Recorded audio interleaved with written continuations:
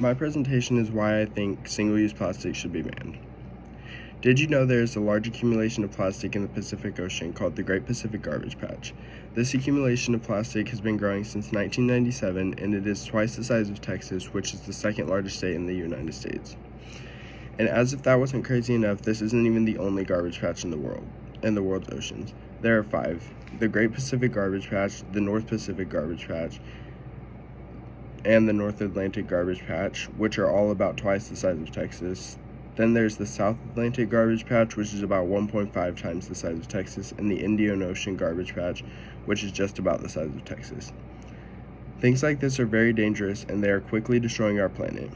Today I would like to discuss the catastrophic effects things like this have on our planet, and why we need to change our ways and ban single-use plastics. We as people tend to ignore the issues that single-use plastics cause simply because single-use plastic items are so convenient in our everyday lives. But this has proven to be very dangerous, as it has caused many long-lasting effects on our planet and all of the wildlife supported by its ecosystems. It is estimated that 13 million metric tons of plastic end up in our oceans every year. This is equivalent to a garbage truck full of plastic being dumped into the ocean every minute of the entire year, which would be 525,600 garbage trucks full of plastic dumped into our oceans. This kills millions of marine animals and contaminates seafood that people all over the world rely on to live. And the garbage patches that we talked about earlier often cause animals to get tangled up in plastic, eat plastic, and leads to their untimely death. Single-use plastic waste emits 184 to 213 million metric tons of greenhouse gases every year, and the landfills where the plastics end up contribute to 15% of methane emissions. Plastic takes hundreds of years to decompose, and small pieces of it always remain.